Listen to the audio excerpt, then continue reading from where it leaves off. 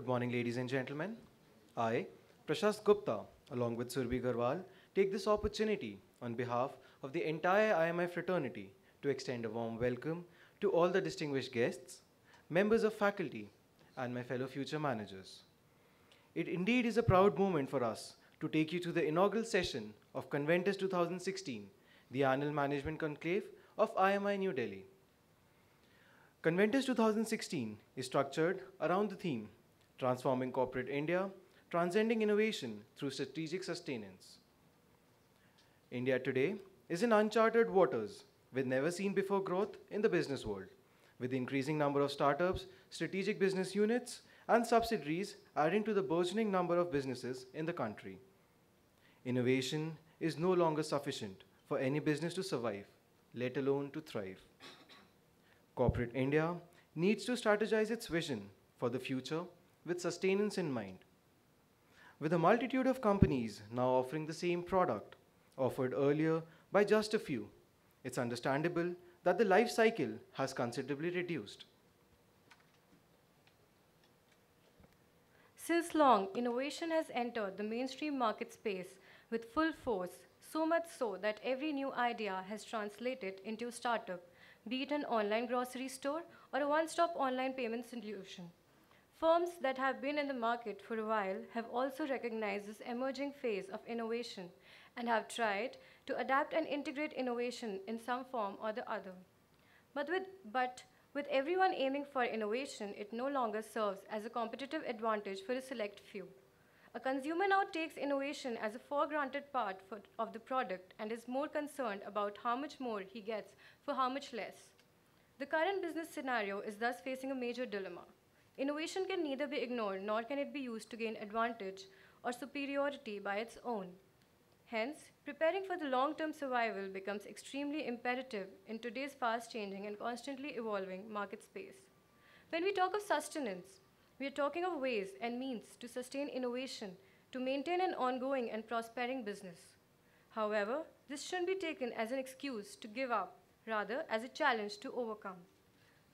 All that needs to be done is to strategize the corporate world in whichever way it suits businesses such that they transcend beyond innovation and enter into the realm of strategic sustenance.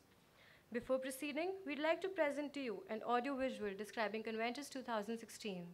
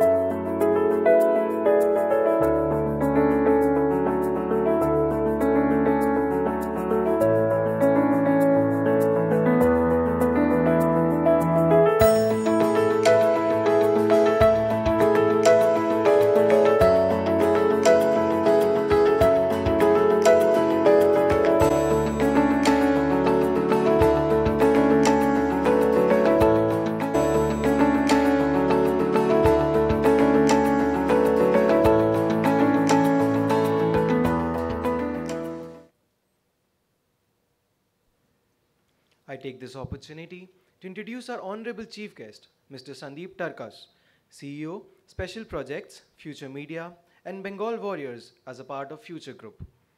Mr. Sandeep Tarkas has had the privilege of creating, transforming, and working with some of the most exciting businesses and brands in the over 28 years of working in areas as diverse as oil production, sales, marketing, media, retail, and sports team management. Sir is presently working with Future Group India, which is one of the India's leading business houses with multiple businesses spanning across the consumption space. Mr. Sandeep Tarkas is a postgraduate with a degree in chemical engineering from IIT Bombay and business management from IIM Bangalore. At Future Group, Mr. Tarkas looks after three diverse portfolios: Future Media, Bengal Warriors Kabaddi Club, and Special Projects. Prior to Future Groups, Mr. Sandeep Tarkas was with Reliance ADA Group as the head media for 2 years. During his stint in advertising media investment management, Mr. Tarkas was involved in three successful startups on the agency side. Also, Mr. Sandeep Tarkas has been actively involved with industry bodies and is currently a director with Market Research Users Council as well as Audit Bureau of Circulation. He has been a past management committee member of the Ad Club Mumbai and chairman of Indian Outdoor Survey, apart from many other engagements at industry level initiatives. We welcome you, sir. I'd request our Director General, Dr. Bakul Dholakia, to present our chief guest with a bouquet as a token of respect.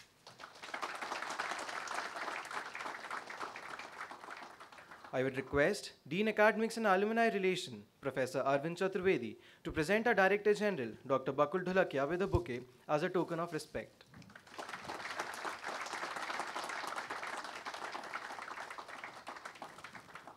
I would request Abhilash Patil, President, Council for Student Affairs, to present Dean Academics and Alumni Relation, Professor Arvind Chaturvedi, with a bouquet as a token of our respect.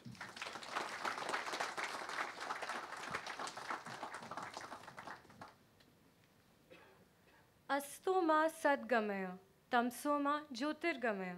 Let us now, in accordance with our cultural beliefs, invoke the blessings of Goddess of Learning, Ma Saraswati, to bless us with knowledge and wisdom, to show us the path of progress and lead us from darkness of ignorance to intellectual enlightenment. Keeping up with this tradition, we now request the chief guest, Mr. Sandeep Tarkas, to light the lamp of learning and open the ceremony. We also request all the dignitaries to kindly accompany him.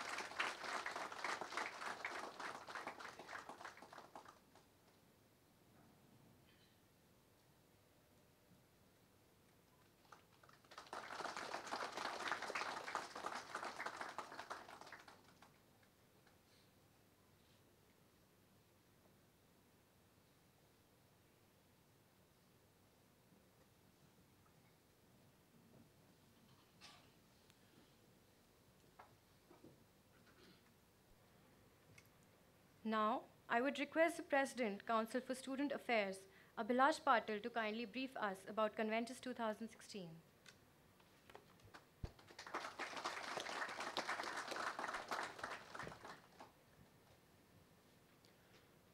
Good morning, esteemed guests, Director General Sir, faculty members, and all my fellow batchmates.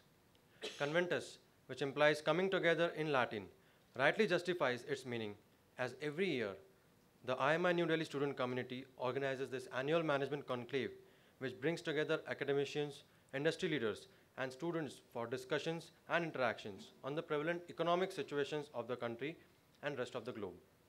Spread over 3 days, this event hosts various management summits based on spheres like marketing, finance, operations, human resources, economics, analytics and consulting, entrepreneurship, and strategy.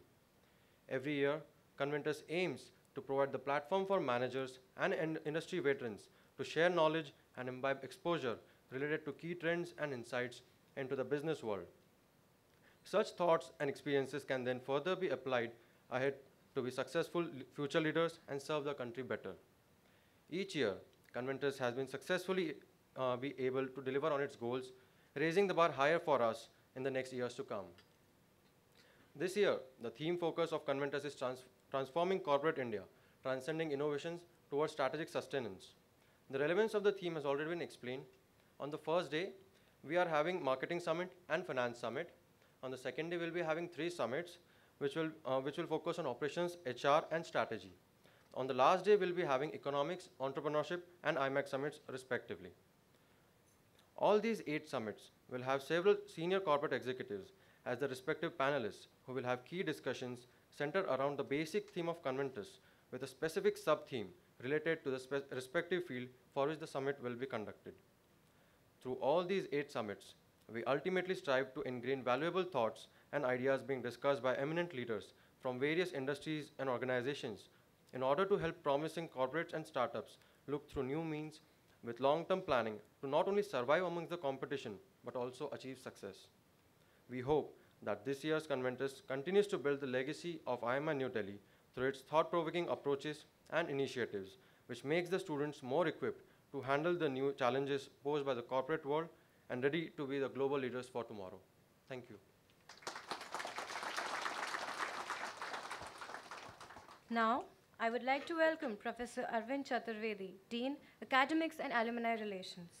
Professor Chaturvedi has been with IMI since June 2005. Formerly, he has been with Institute of Management Technology, Ghaziabad, Administrative Staff College of India, Hyderabad, and School of Communication and Management Studies, Cochin. He was awarded doctorate by IIT Delhi for his research on impact of economic reforms on poverty and income distribution in India, a comparison with China. He has extensively written on business, economy, and consumer issues and contributed more than 500 articles in newspaper and magazines. Sir has worked as an independent consultant in marketing and advertising research for several years and conducted consulting assignments for a large number of FMCG companies, advertising agencies, Ministry of Agriculture, World Health Organization, International Labour Organization, and UNICEF.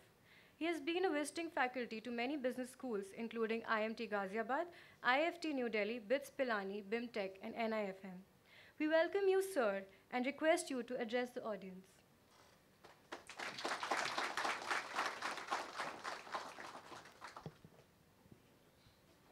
Good morning. Chief guest, Mr. Sandeep Turkus, Director General IMI, Dr. Bakul Dholakia, my faculty colleagues and friends. Conventus 2016 is in the series of such festivals which IMI has been organizing for several years now. The name Conventus was given in 2012 for the first time. And before 2012, these kind of festivals used to be organized, these kind of summits used to be organized in different names by different clubs. We used to have throughout the year the events such as Finance Summit, Economic Summit, or Marketing Summit, and so on. We thought that instead of having this scattered over the year, let us have 3 days together, and all the clubs can come and they can organize the summit together. And that is how the idea of Conventus was born. As Avilash Patil just informed, that we are going to have over the next 3 days 8 different summits. And in these 8 different summits, we are going to have roughly 45 corporate experts coming and discussing on different topics. The theme of this Conventus this year, Transforming Corporate India, is very relevant and very apt.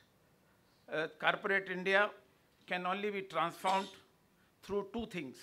A, the technology, B, the financial restructuring. As we can see, the government of India has adopted several policies and introduced new different measures such as Make in India, Startup India, taxation reforms such as GST, the CSR, and these kind of policy initiatives taken by the government will certainly add to the corporate restructuring and transforming corporate India. This theme will also be discussed, and these issues, including the reactions of the people, reactions of the corporate world to the policies, initiatives taken by the government of India, will also be a subject matter of discussion throughout.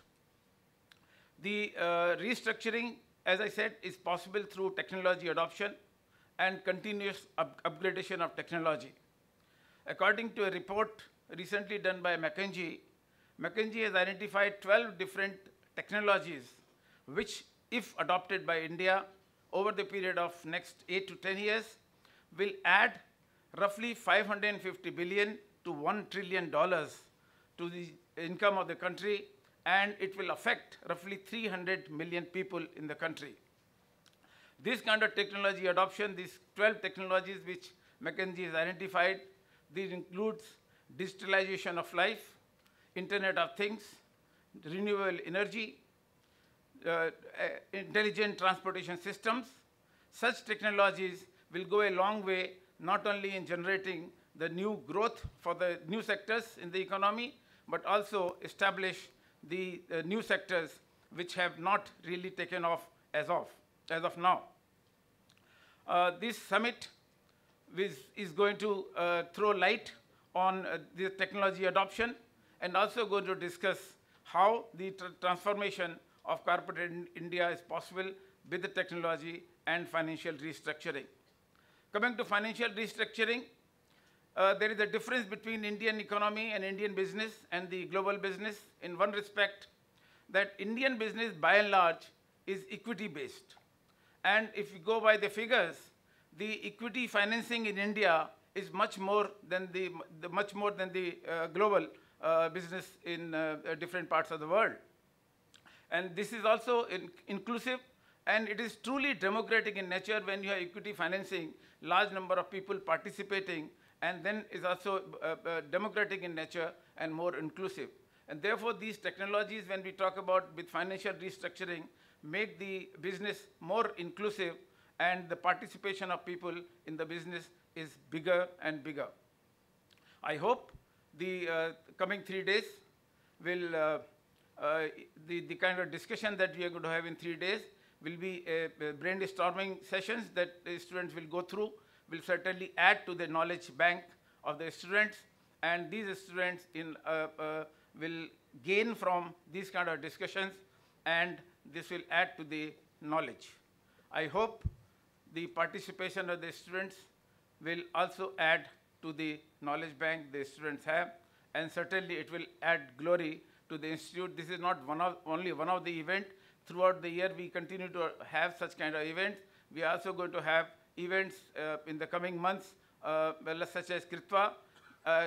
They may not be related all to the corporate world, but certainly in the all-round growth of student, it is required, and it is required for development of all-round students' growth.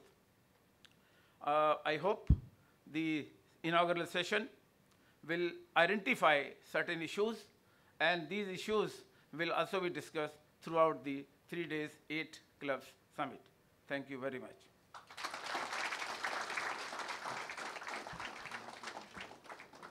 Thank you, sir, for your words. It's my proud privilege to introduce our Director General, Padma Shri, Dr. Bakul Dholakia. Dr. Dholakia is currently the Director General of International Management Institute, New Delhi. Dr. Dholakia was one of the most successful directors of Indian Institute of Management, Ahmedabad.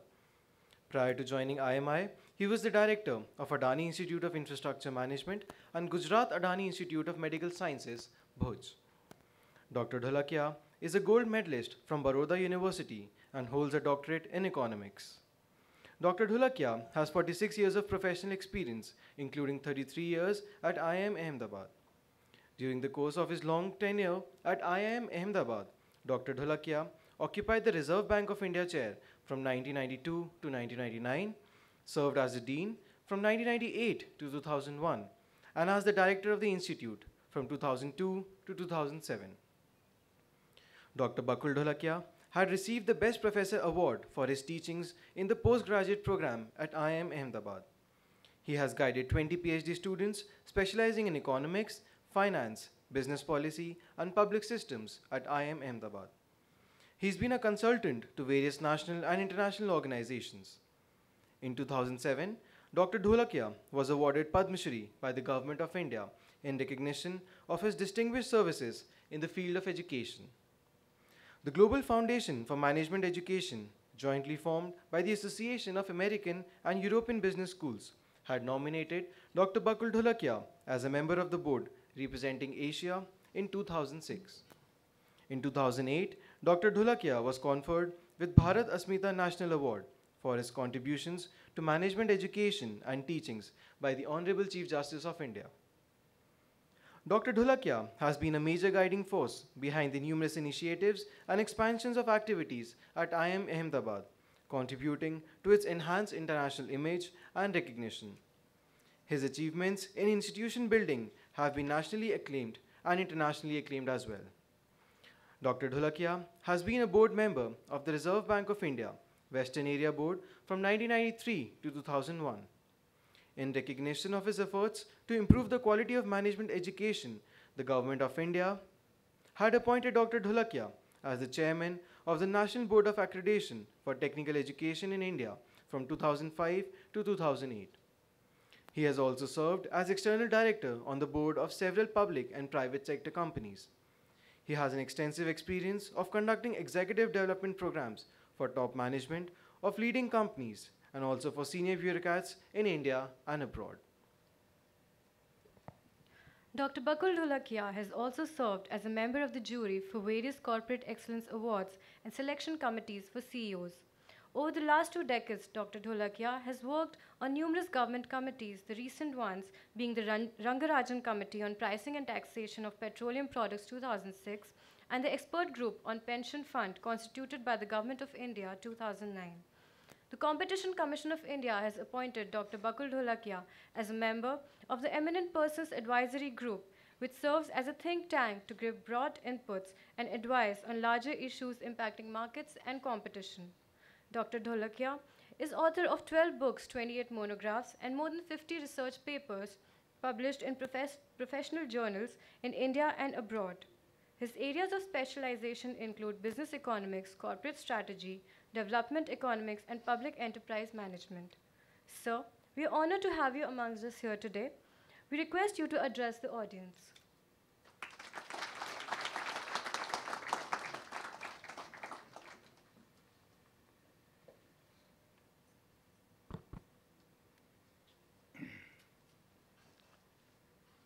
Chief guest of today's event, Mr. Sandeep Tarkas, Professor Chaturvedi, my faculty colleagues who are present here in large numbers, students of IMI, and invitees, ladies and gentlemen. Well, it gives me great pleasure to be part of this inaugural function for Conventus 2016. And I must compliment the Student Affairs Council for organizing this event so extremely well. I think I was a part of Conventus 2015. Conventus 2014 happened before I joined. And I can see the difference between the way Conventus 2014 was organized and this one is organized. So my compliments to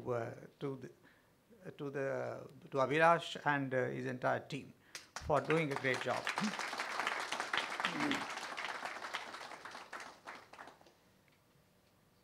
Now, Professor Chaturvedi has briefed you about the context of Conventus. And you know, this whole idea of coming together, it's a good thing that in this event all the clubs come together.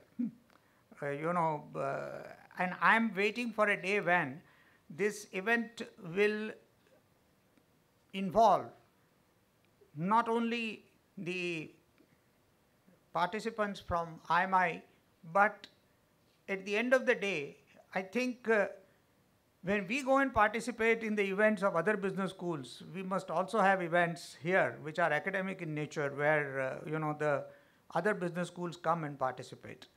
I think we have successfully integrated activities of different clubs.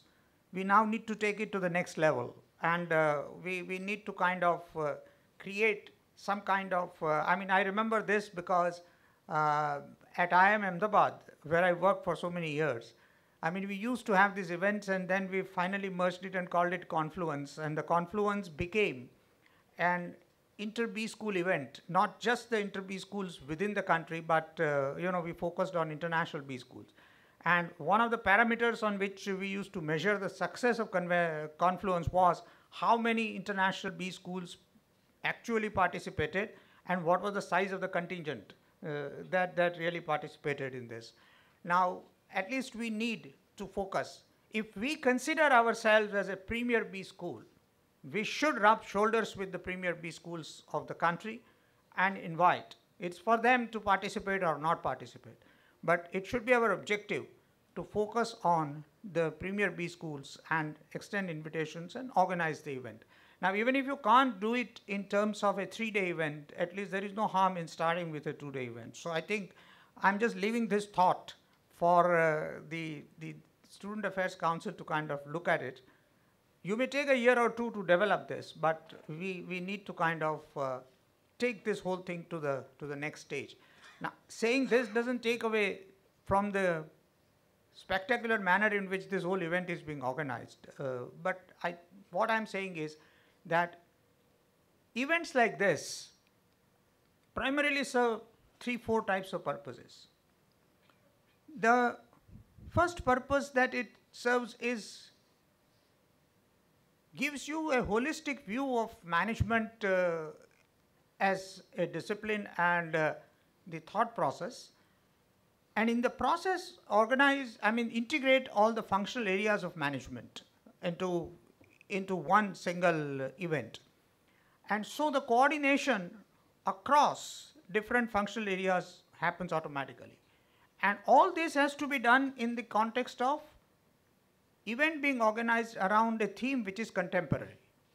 Contemporary in terms of what is most relevant at the time at which the event is being organized. The second important purpose that this serves is that it provides a forum for interaction with the leading professionals from industry. So it provides a platform where the eminent representatives from various sectors cutting across regions, industries and so on come and interact with the students. It also serves as a purpose for showcasing the managerial talent of the class. And when I say managerial talent, it is the manner in which this event is organized. And event management is one aspect of it, but the content management is equally important. And what is it that happens in this, and how productive these sessions are, how carefully thought through these things are, and that is also very, very important. And finally, of course, events like this should serve the purpose of branding the institute, creating awareness about the institute, and ensuring that the institute has an outreach which is very, very large. Now, it is this last purpose that cannot be served unless you have other business schools participating, and it is in that sense that I was talking about this idea. Anyway, let me come to the theme of this year's Conventus. I think I agree with Professor Chaturvedi that there is nothing more contemporary than the issues of innovation, competition, corporate strategy, and sustaining organizations. Particularly after the global economic crisis of 2008, these issues have come to the forefront much more. And failure to address these issues creates problems that is now being recognized very, very widely. But then there is something about innovation that I would like to highlight. I mean, ever since we launched on economic reforms in 1991, which is 25 years ago, we have been talking about innovation. I mean, we have been talking about innovation since 1991, that innovations has to be an integral part of business strategy. Innovations is absolutely essential for survival, for growth, for sustenance, for excellence, and host of things. So therefore, the idea that organizations need to innovate and that organizations need to integrate innovations with business strategy, there is absolutely nothing new about it. And in India, we started talking about it in 1991. But globally, innovation has been the focal point of corporate strategy for decades, I mean, before that. The only important thing that we need to note is that the way innovations are defined, the way innovations are pursued, the way innovations are interpreted can vary from country to country. It can vary from business to business. It can vary from region to region. The broad philosophy and ideas of innovation remain the same, but it is the art is in its application, and the application varies depending upon the context. I recall, I mean, if you go to the original literature about innovation, I mean, it dates back 200 years. I mean, and if you look at the original context of innovations, the innovations are of different types. And I think that is what matters. Now, today's generation, the modern generation, particularly the IITians and the B school students, have somehow come to the perception that innovations has something to do with the application of technology. Now, the technical innovation or the ideation part of it, which is basically the technology defined in its purest form, is of course at the heart of innovations. I mean, it is, but let me tell you that that's one part. With the modern generation and its fascination for IT and the technology which is IT driven, innovation is perceived in one particular way. And that is how the focus, when you talk about startups which are based on innovations, focuses on these aspects. Initially, it was a green field, vast open, unexplored, and therefore, basically simple ideas developed well, delivered phenomenal results. But with the passage of time, the competition in that space has increased very, very substantially. And that is precisely what innovation does. Innovation disrupts competition. Innovation dismantles existing frameworks. And innovation, therefore, introduces completely new ways of doing business, completely new ways of looking at it, and so on and so forth. But then, let me tell you that India is a nation of a size and variety and diversity where we need to think about whether the concept of markets is what we perceive. I mean, markets are not about metros. Markets are not about those who are addicted to mobiles and the internet. The markets are far beyond that. And who do you expect? Do you expect Americans and Europeans to find out innovative ways of doing business in rural areas? Do you expect them to kind of come up with ideas that would serve our interior local markets? You expect them to worry about what happens in Northeast?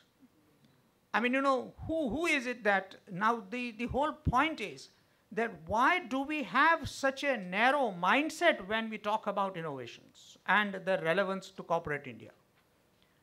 corporate India itself does not perceive it that way. Let me put it this way, and therefore, I remember the chairman of Hindustan Lever, immediately after reforms in 93-94 annual general body meeting of Hindustan Lever, talking about the company having to focus on rural markets. And it was the rural markets that actually drove the top line and bottom line growth of Hindustan Lever for quite some time. Now let me put it this way. Ideas have transformed industry after industry. I mean, the banking, financial services, I mean, the kind of things which have happened in these industries is phenomenal. I mean, if you look at the last 10 years.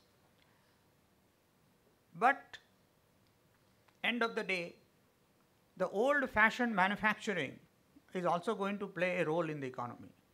The economy is not going to be driven only by services. Innovations in services is very different from innovations in manufacturing, and innovations in the hardcore business of providing goods, not providing services. And I think it is that segment where there is a lot of scope. The other and equally important aspect is that options which did not exist when mobile technology became so widespread today exist. But then, how are we integrating those options with our business strategies? So the traditional principles of management are not going to disappear. The focus on sales and distribution, the focus on hardcore issues of financing are not going to disappear. The focus on hardcore issues of project management is not going to become irrelevant. It's a question of how do you adapt. And what is more important is that what in India, what works in North will not work in South. And what works in West is not going to work in East. And that means that somebody who has a contextual knowledge of this country is in a far better position. I mean, I used to say 20 years ago, when liberalization happened and the doors were opened for foreign companies and multinationals. So I just used to tell them that it is Indian companies that know Indian markets better, provided they continue to upgrade their knowledge of Indian markets. And they focus on the relevant aspects. And then you can give them run for money, because they will compete with you in the urban metro markets. For them to compete with you in the interiors is going to be very, very difficult. And which is where I think you will need to create innovative practices. Therefore, to me, the innovations is not just the ideation or the basic technology part, but the innovation is also about discovery of new markets. The innovation is also about discovering new methods of doing the same thing. Innovations are also as much about cost reduction as about product development. So introduction of new products is one part, but ideas that reduce costs also increase competitiveness. Ideas that can improve margins without really changing technology. And of course, I can't resist the temptation of saying that if in today's corporate world, there is one functional area that requires innovations, it is HR.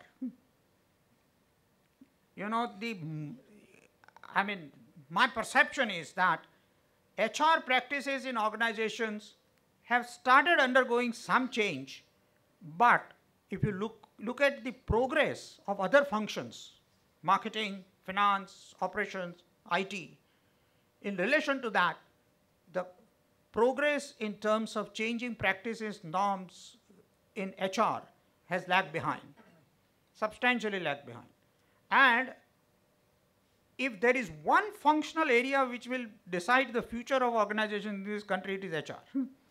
The manner in which it is done.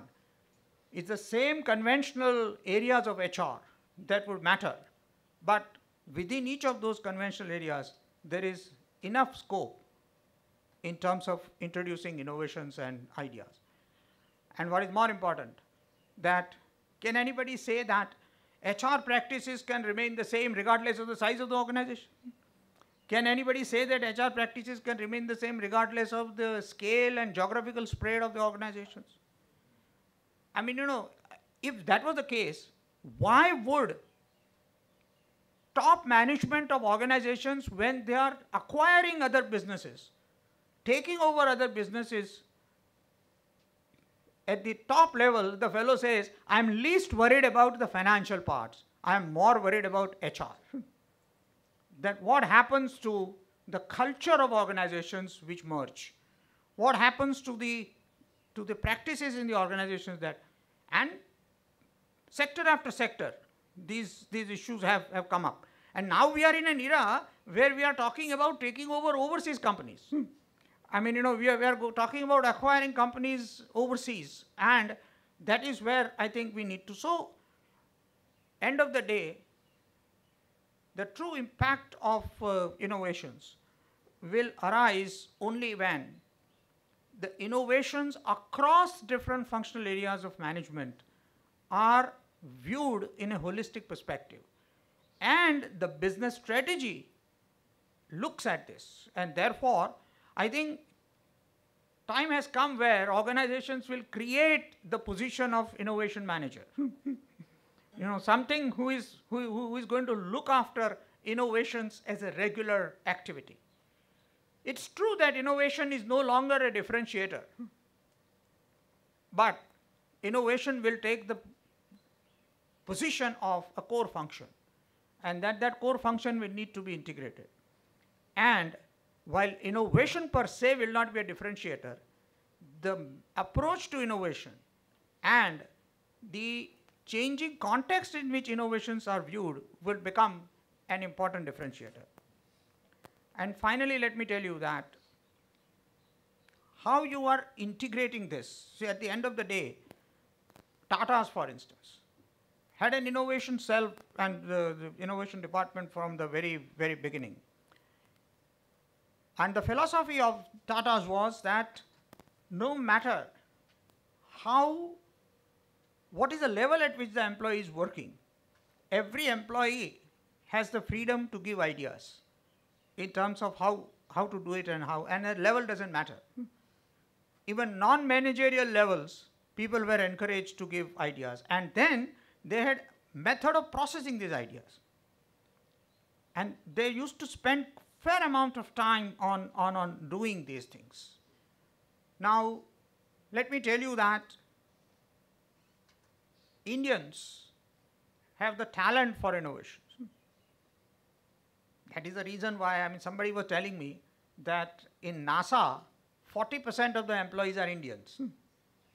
Now, if you look at the R&D laboratories of Fortune 500 companies, a very large proportion of that, people working there are Indians. And therefore, we have the talent. Only problem is that Indian corporates have not bothered about paying attention to this, and therefore R&D budgets of Indian companies are amongst the lowest in the world for the kind of manufacturing power that we claim ourselves to be. The day we develop this, we will be able to retain talent. We will be able to attract talent back to the country. And the innovations can really proceed at a faster pace. I would say that any industry can, at any given point of time, be on a threshold of a game-changing innovation. Innovation which is so disruptive that it changes everything. And there are examples. Now, take for instance the advertising and media industry, which is the specialization of our chief guest. Tell me, today, a guy who has been in advertising and media business for 30 years really feels scared because the manner in which this industry has transformed in the last 10 years and the manner in which it is going to behave in the next 10 years, we don't even know. So old ideas, old conventions, all old ideologies get dismantled and destroyed very fast.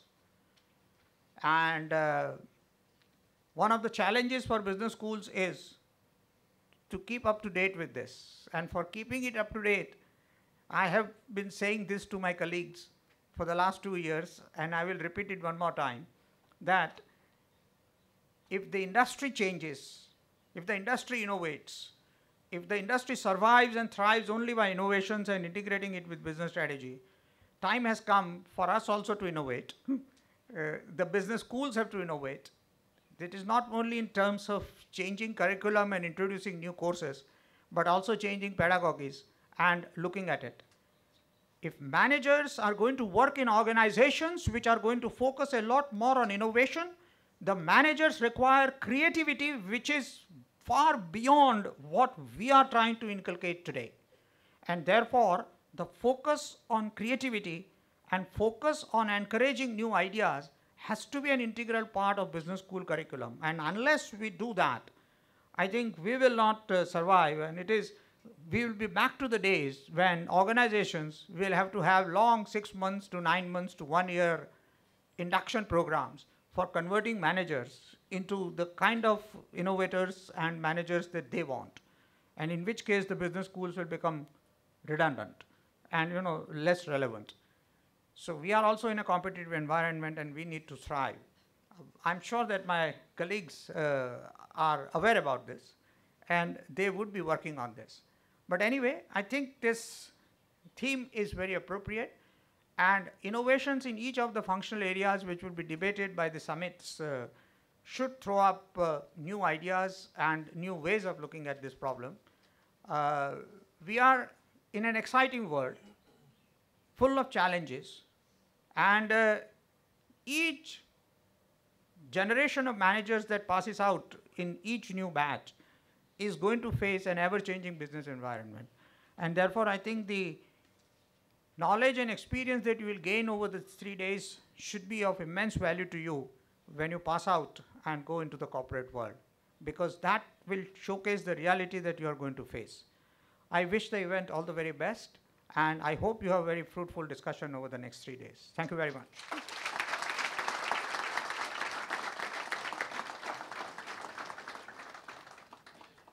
Thank you for your inspiring words, sir. I now request our chief guest, Mr. Sandeep Tarkash, to address the gathering.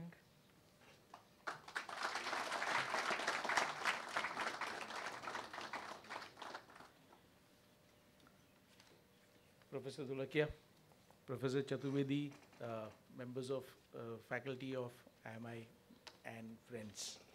It's a very hard act to follow, to come after someone like Professor Dholakia, and I was really fascinated just listening to him. I wish I'd gotten a chance to attend some of his lectures when I was a student. Unfortunately, that was not to be. He focused, I think some of the things that Professor Dholakia was really ringing bells in my head, and I could see a lot of people sitting in the front rows also nodding in vigorous agreement, because I think one of the things that he talked about is that who is it that's going to go and market to the Indian rural public, or it is going to be us, right?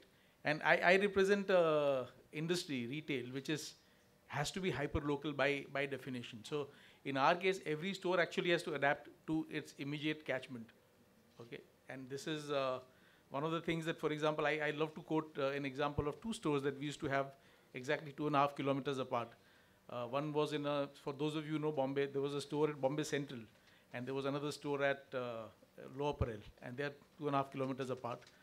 The only difference was that the Bombay Central store was in the heart of a very conservative Muslim catchment area called Nagpada, and the Lower Parel store was in the midst of a very cosmopolitan Bombay, because it was inside office complexes, and those 2 stores could have been in 2 different worlds, because you could go in, all the processes were the same, but the kind of merchandise you saw there, the way the merchandise was arranged, it was completely different, because it was catering to 2 very different mindsets, 2 very different kinds of customers. And this is the kind of innovation that one has to adapt to as you move on.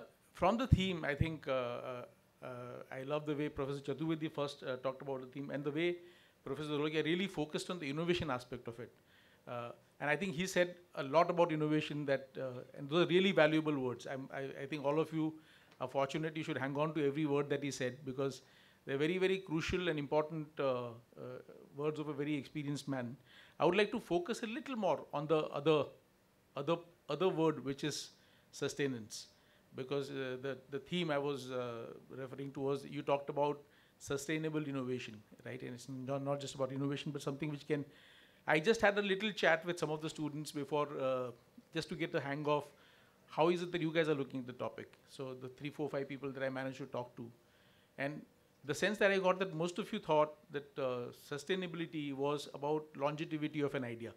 How long can the idea last, and how far can it go, and how scalable is it? I would like to submit that it's a little more than that. Now, before I start, I would like to just give a caveat. There is a very nice line that I heard some time back from someone that when an old and distinguished scientist tells you that something is possible, he is very probably right. But when an old and distinguished scientist tells you something is not possible, he is very probably wrong. So luckily, I'm neither old nor distinguished, so I can say whatever I like. And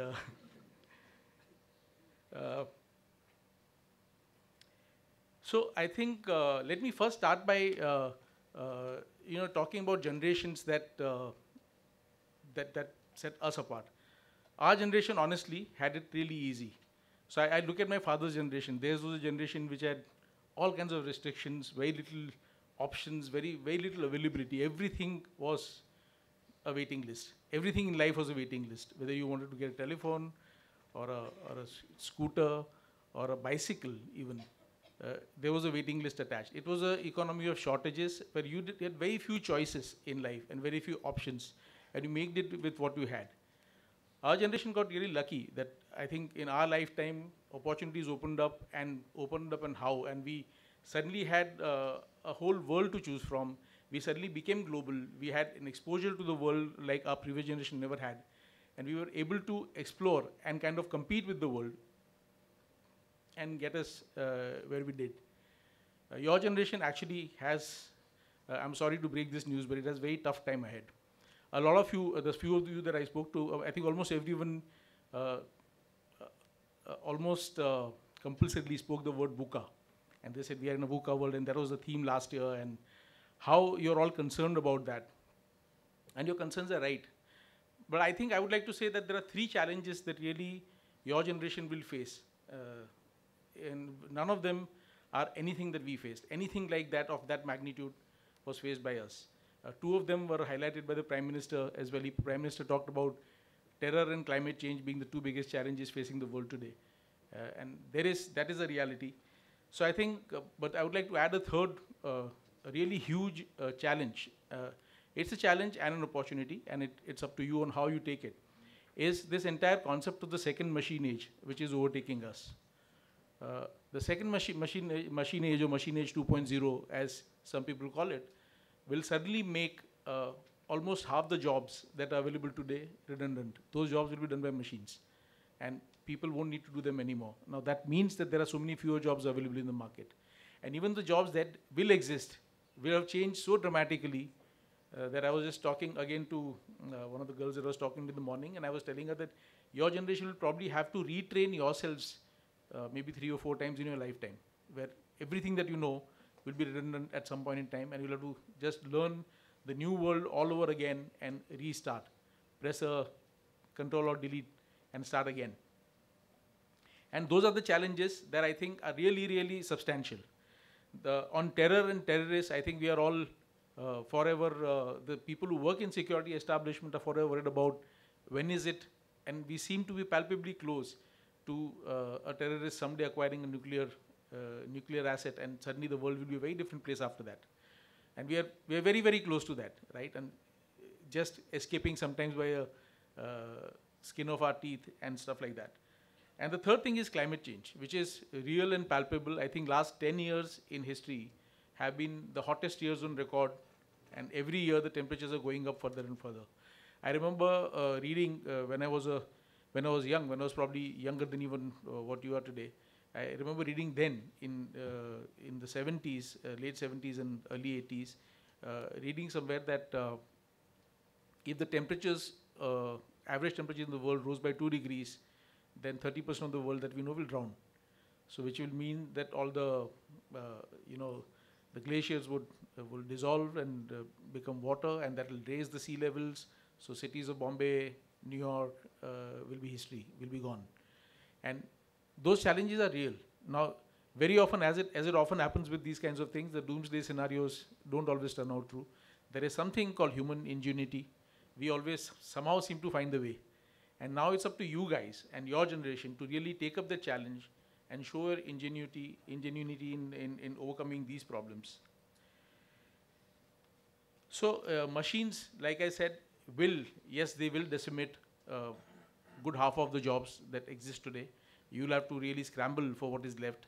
And really machines will define the agenda in terms of how and what part is it that is left for you to do. Because whatever machines can do more efficiently will definitely be passed on to the machines. And it's for you to discover and find how is it that you can be more, you can do things which the machines can't do. India, like Professor Dolakia again spoke about, we have been kings of innovation for centuries. I think we have, the Jugaad has been like, it's been part of us. And in most part, it has happened because it's our response to a non-responsive system. Because I had this guest from Germany who came down, and we put him up in a hotel which was 20 minutes away. And first day he came, it took him 45 minutes. But we told him the hotel is 20 minutes away, it took him 45 minutes. Next day, he came in 10 minutes. And so he couldn't understand. Now, that was a Saturday. So I didn't tell him the Saturday morning, sometimes the traffic is like that. And so he said, in our country, we have so much certainty that we guys don't innovate at all. And I mean, he stayed with us for almost 3-4 months. And after 3-4 months, this was his, that you guys are so innovative. Because in my country, if I go, I put on the switch, I expect the light to be there. When I start from home, I know that I'm going to reach my workplace at 10:23 and it will be 10:23 and no later. And when I put on a tap, I know the water will come out of it at the right temperature and at the right. Whereas in your country, everything. And he says so in the US, if you break a CFL bulb, you know what is the process for if you ever happen to break every CFL bulb has 5 grams of mercury, which is extremely poisonous. In the US, if you accidentally break a CFL bulb, you're supposed to call a special agency called hazmat, which is hazardous materials, get out of the house, seal the house. The agency will come, they will completely cordon off the area, they'll go in, they'll remove that dangerous substance called CFL bulb. In our case, people put in plastic bags and chuck it in a dustbin. And let it get into the groundwater or wherever it has to get to. Eventually it'll come and hit us, and we'll find a solution to it then. Right now, the problem is not big enough to be found a solution for. So we always we do the jugaad for the next challenge that comes up, and we find our solution. But none of our innovations really become what they could become. I call it a Brahminical problem, which is, in our social structure that we have had for so many generations, the Brahmin is the master of knowledge, right? And the Brahmins are supposed to have it. And the Brahmin also is completely anti-money. In the traditional way, money is a poisonous substance that you have to keep away from. So money and knowledge don't interact together. The guys who have the money are not supposed to have the knowledge. The guys who have the knowledge are not supposed to have the money, right? And this is the problem. Steve Jobs could, for example, or a Bill Gates could design. Bill Gates could design a DOS system and also have the intelligence, which is a Brahminical thing to do, but also have the intelligence of Bania to say the copyright shall stay with me and make billions of dollars out of it. And eventually use the money the way he wants to use it, rather than letting someone else decide for him. Whereas in our plaza, guy who comes up with the knowledge, I mean, it's almost unfair of him to ask for money for an idea, right? Who asks for money for an idea? That's a Brahminical problem that we have. The society is overcoming that. And that's the other challenge that I think we'll have to fight some of the stereotype, typical mindsets. There are some stereotypical mindsets that we probably need going back to. And this is where I come to the second word, second important word that I talked about, sustainability in this thing. We Indians recycle everything, right? My mom and even my wife, she would recycle everything. All the gifts that came home, The gift paper, wrap paper got carefully unfolded. It was a 5-minute process because paper can't tear anywhere. Take it out carefully, fold it, keep it below the bed to be used later. Every single thing in the household got recycled. Raddi was never thrown. You always sell it to you make whatever little money you make out of it, right? Old furniture, of course, recycled. Sold it to somebody else who bought it again. Every gadget in the house was sold off. Nothing was just thrown away in the dustbin, right? You look at every single category, clothes, old clothes, either we went and gave it away in charity or we just gave it away to somebody. I would give it to charity or give it to younger cousins or whoever, but nothing ever got kind of just, we abhor, in our generation at least, or maybe the generation before us, they abhorred pure waste. So anything which was just purely wasted. In the US, there is a paper that I read that almost 47% of the grocery items that are bought are consigned to the dustbin without ever being opened. 47%. And the economy gets sustained on that. But it's such criminal, huge wastage that you buy 6 packs of cereal at a time, maybe use up 2 or 3 of them, and just throw away the remaining packets after some time because they've gone past the expiry date and life goes on. Whereas in India, we'd never do that, right? Now that's something that my wife does, but I can see my children do it a lot less. And that too, when you really force them to do, sometimes they would do it. And this is probably a Indian frugal, so we are the most sustainable people on the planet. I was having lunch with some colleagues, and some very distinguished colleagues. Both of them are authors now. So I jocularly tell them कि आप तो दोनों पढ़े लिखे हो गए, हम तो सिर्फ पढ़े पढ़े ही रह गए, because I have not written a book yet. So I felt really kind of marginalized in the group. So there's a colleague of mine called Damodar Mal, ex-colleague, and another ex-colleague called Prakash Iyer. They've both written books for in the respective industry. And we were just talking over lunch, and Prakash said something like, I wish we in India were a little more concerned about environment. And Damodar and me just piled on to him. He says, what do you mean? We are the most concerned about the environment. Yeah? सब कुछ recycle करते हैं हम. Where is we don't waste anything. We just completely, we are the most green people in the world. How dare you say that we don't care about environment? No, but this is the thing that we are probably losing this. The sustainability aspect is as important as innovation. Innovation is important. Like Professor Dholakia said, last 200 years, it sustained us. It will probably sustain us for another 200 years. But without sustainability coming into the equation, it will not. I think, and this is where I think the word sustainability has, I look for, when I got the topic, I combined the 2 words, sustainable innovation, and I tried to look for a definition on the internet. I went to the net to study the subject and topic a little more to see what has been written. I found a beautiful paper from UK which actually summarizes the last 70 seminars that have happened between 2013 and 2016. There are 70 different seminars across the globe that happen on the subject of sustainable innovation. It gives you a 70-page summary of what all kind of papers were presented. So they've given the number of papers. The 33 papers were presented in this area on government policy, 56 papers presented in marketing, blah, blah, blah, all that and that. And some of the things that I read there were actually fascinating. First of all, even today, we don't have a definition for sustainable innovation. So it's still a very vague concept, because if you really look at it, sustainable innovation is an oxymoron. Because innovation is about breaking the boundaries and imagining the art of the possible. Sustainability about maintaining status quo in some manner. Just making sure that, you don't disturb things so much that, you don't know what kind of problems might come up later. So I think these two combined gives us, however, there are innumerable number of papers, and the findings for some of those papers or the conclusions for some of those papers were really fascinating. You must read this. In fact, if you just type sustainable innovation, you'll get this. Is probably second or third link from the top. It's a PDF file, a 70-page document. It's fascinating read. So it talks about challenges that sustainability will face in many areas. These are challenges on public policy side, challenges on the market and marketing side, challenges on the financing side. The fact is that when you make an idea sustainable, people don't realize that while it's a harder path to get to, but more often than not, it actually pays for itself. So it's an economically more viable thing. And some of the couple of trends that I've seen in the last few years makes me very hopeful that this is an area that we will lick, and your generation will have to do that, is that we'll really lick this problem and come on top of it. I think first is that competition and the competitive feedback as well as the customer feedback is pushing companies to devise strategies on sustenance. A lot of companies, Nike now has actually created an index within the organization on sustainability.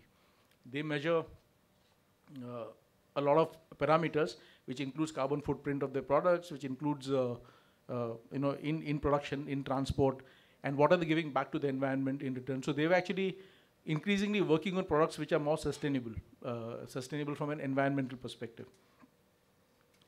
And a lot of companies, you will find the example of Boots, Nike, a lot of companies have, in India too, a lot of companies have started focusing on the area of sustenance. And again, more selfishly so, because it also makes business sense. Because eventually, at some stage, you can start actually using this as a competitive advantage. If you look at what Patanjali today stands for, a lot of his appeal also comes from the fact that people assume that it is assumed. No one knows for sure, but you assume that that is actually coming from natural and from it's a far lower carbon footprint. It's a far more sustainable kind of product, and it feels good to use a product like that, right? And that is where we are seeing. So I think on the one hand, there are trends suggesting that companies are beginning to think about working in a more sustainable manner. And secondly, I'm seeing now that even from the consumer ends, a lot of consumers are veering towards using products which are more sustainable. And this is happening a lot. It's far more pronounced and spoken about. However, there is always a gap. People say that they want to use products which are sustainable, but they will not always do what they say, right? Customer, we call this the awareness gap. So you'll say that this is what you want to do, but you actually might do something else. But a lot of retailers, and we have also started this process, but a lot of retailers around the world, so Walmarts and Targets and Tesco's have started using and making, classifying products based on their sustainable footprint or their sustainability footprint. And this is something that I think customers understanding what it means to them, because last 7-8 years have really woken up people and said that yes, it was something that we talked about in theory, but it's not so anymore. This has come home now. These chickens are coming home to roost, and we need to do something about it, and something really fast. So in conclusion, I do hope that over the next 3 days, you'll get to discuss threadbare a lot of ideas revolving around innovation, but more around sustainable innovation, which will impact the growth of the fledgling idea, that is sustainable innovation. I would also say that while importance of adopting sustainable innovation, it cannot be overstated, right? It's something that whose time has come, and there is a growing realization to this. Still, I think relatively few companies have started adapting it, and it's a long way to go. I'm not saying that this is panacea which will solve all our problems, but it's definitely a very, very good beginning to start addressing the 3 problems that I talked about, and I think that is something. So sustainable innovation coming as a cornerstone for the government policy, for society at large, and for markets is something that is really of essence here. And I think a lot of many new business opportunities will also emerge from this entire drive towards sustenance. I think new business ideas and opportunities will arise. Another thing that I have noticed, I've been going to campuses a lot. I was advising, I was mentoring a few kids at IIT, and what I see today is, I don't know about your batch, but how many of you plan to take up a job after finishing your course? How many of you plan to start up something on your own? There are very few actually, but if you go to, for example, when I go to IIT, any IIT classroom, and I ask this question, 50% of hands go up for, I'm going to do something on my own. Maybe it is what Professor Dholakia talked about, a mistaken belief that innovation is basically what you do on the phone, right? Innovation is a lot more than that. But I think a lot of people are doing IT-based startups, but even others. I met 2 students who have this entire amazing business idea, and they're struggling for funding right now about recycling garbage from homes. So they want to almost privatize garbage collection and converting that into biogas, marketing that gas separately and the manure separately. And they want to do it in a, so I mean, he has an entire business plan ready.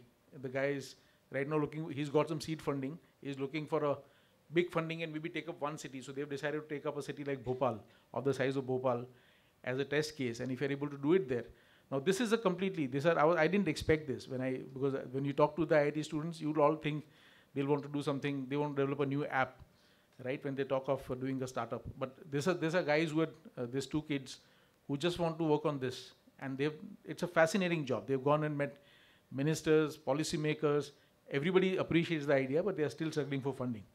But so I think there remain many obstacles in the path of sustainable innovation. I think the system level obstacles, like I said, government policy, marketing, finance, and so on and so forth. But it may not be, like I said, the panacea that will solve all our problems. It will be a great beginning for a better future for all of us. And let's remember just this, that future is where we'll spend the rest of our lives. And with that, I would just like to say thank you.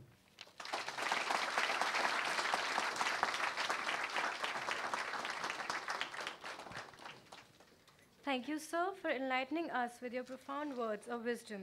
Your shared experiences from the industry and to academic proceedings were really helpful to us and will help us in future to empower us to reach the pinnacle of success.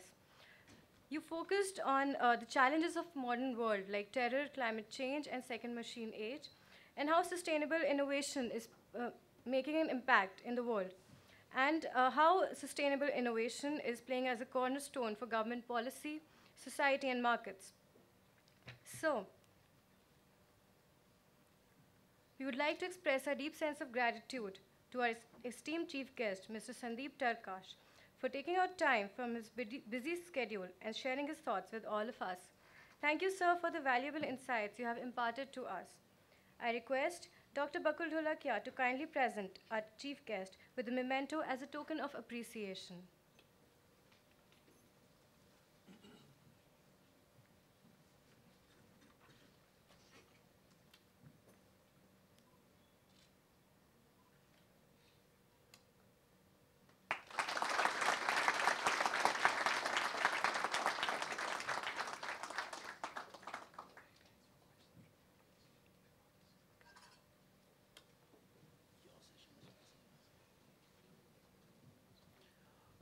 The session is now open for questions. I'd request anyone from the audience if you'd like to have some questions from our dignitaries.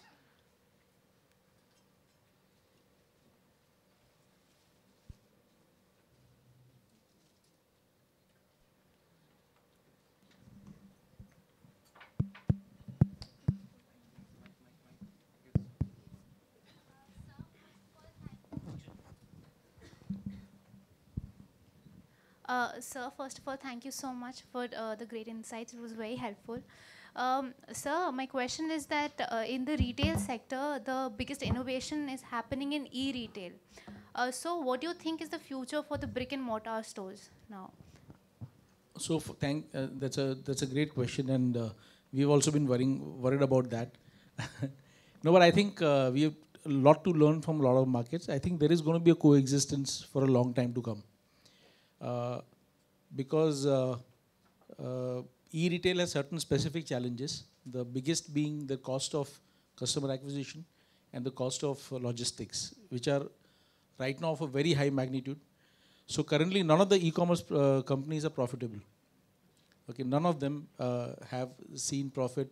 Amazon in its 22 years or 23 years of existence has probably seen profits in a few quarters. And the company essentially makes profit, survives through cash flow and through selling other services, which is a platform and so on and so forth. So I think as long as customers want to touch and feel and see products for themselves, it's going to continue for a long time. The future, I believe, actually belongs to something which is probably a amalgamation of the two, which is what we call omni-commerce, which will have some sort of physical presence, but have a online presence as well.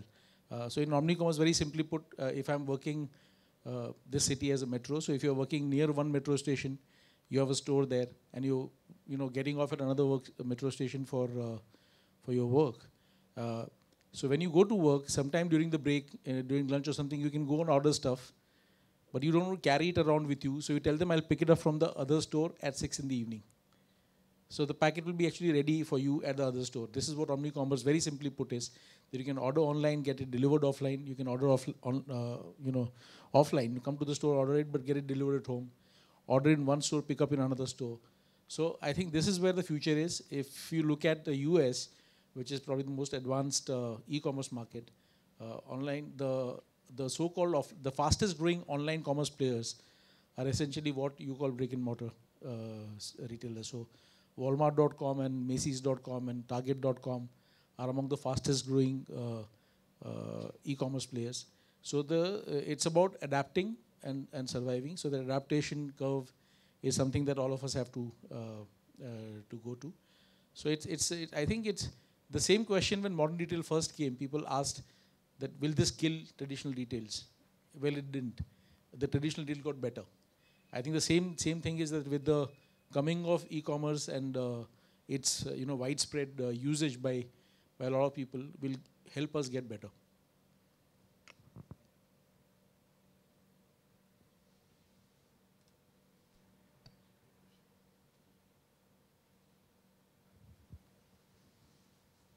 Good morning, sir. So, will the leadership move from conventional management to innovative management? It has to. I don't think that's a choice anymore. I think leadership is also undergoing a dramatic change. Leaders in the past, if you remember, in the old days, we looked up to our leaders because the leaders always enjoyed what we call information arbitrage. A leader always knew more than the followers. He had more sources of information. Today, that's not so. We were just talking about, I was talking to a professor of marketing before coming in that, these days when you come to the class, all the students are sitting with their laptops, a professor starts a case study, and students would say, sir, that is very old. Why don't we do this one, which is a new case study? And sometimes the professor himself may not be aware. It's the same problem with doctors today. I have a lot of doctor friends, and they say, boss, initially they used to take it as an irritant, but now a lot of them have started taking it as an area which will help them improve. Because patients will come with their half-baked knowledge, would have done, once the condition is known, they will do all the research that they can on internet and come fully armed to the doctor with a lot of questions. Doctor studied his medicine 20 years ago. He may not be aware of what is a current thing unless he has kind of taken effort to keep himself updated. He may not know what the patient knows. Patient might know more than the doctor. So as a result of which leaders don't enjoy the unquestioned respect that they once used to enjoy, because leaders have to earn that respect, and they have to also become far more willing to accept ideas which could come from anywhere. So I think leadership also has to get innovated almost completely. It's not an option, it's an absolute imperative.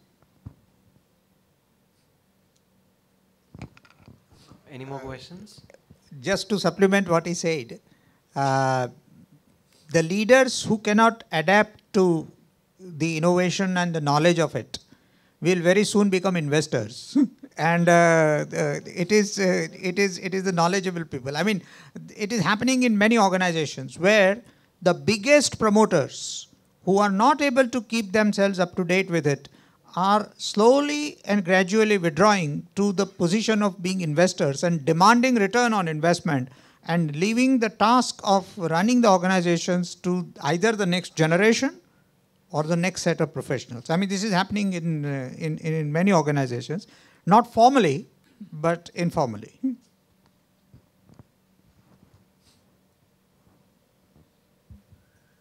Hello, sir. So, you talked about sustainable innovation. So, I would like to know that what all are the sectors where you think sustainable innovation can enter in India?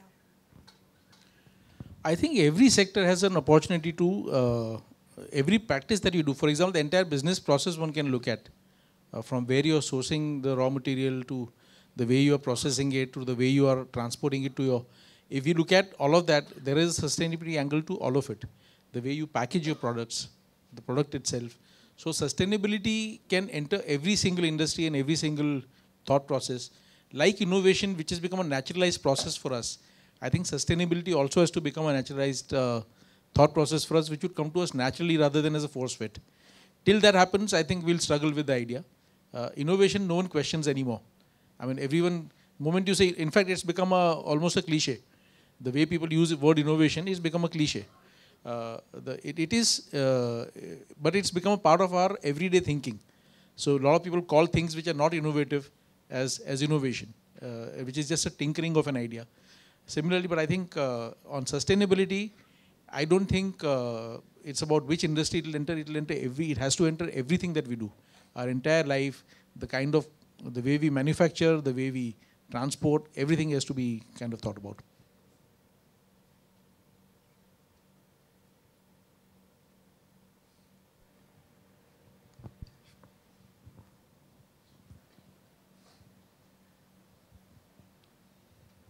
Sir, as you said that markets today are very, very uncertain and innovation thrives in uncertainty. So my question is that does the market offer itself as a breeding ground or do special efforts need to be made for the same? That's a brilliant question because I think in every threat lies an opportunity. So a market is we innovate when we are forced to a wall.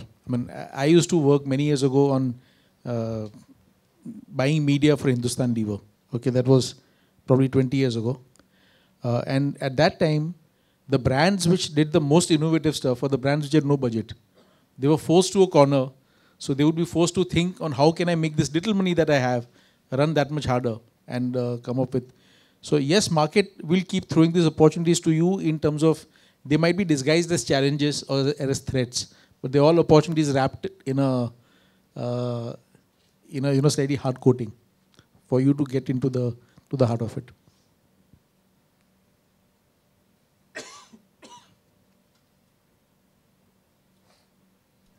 Any more questions do we have?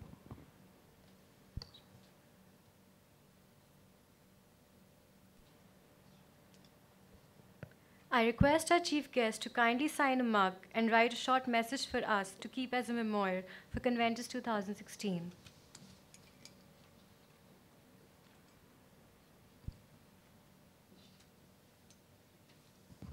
You should have warned me. I would have thought of a nice message. Now I'll have to write something very innocuous.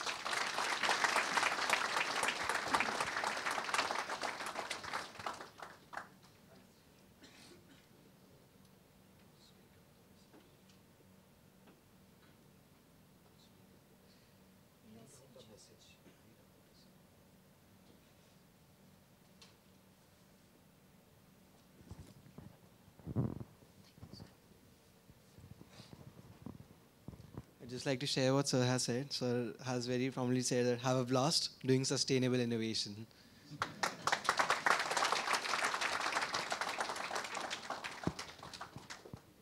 Thank you, sir. Ladies and gentlemen, with this,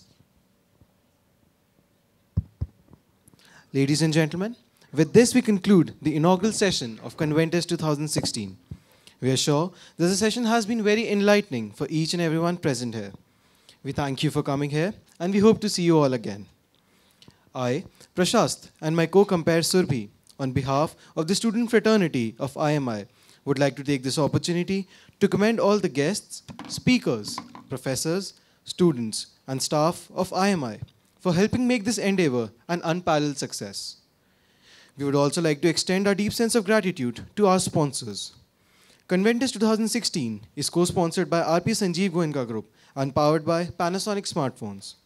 We also wish to thank our nutrition partner, India Gate, food partner, Pat & Harry and Burger.in, beverage partner, Hector Beverages, and website partner, Acuity Software Private Limited. We would also like to thank our other sponsors, American Express, CatB, Respite Holdings, Safe Pocket Money, NTPC, Allahabad Bank, Pizza Hut, Punjab National Bank. We would like to request the guests to now proceed to the lobby area. Also, I request all the members of the audience to stay back for the movement. Have a wonderful and enriching day. Thank you.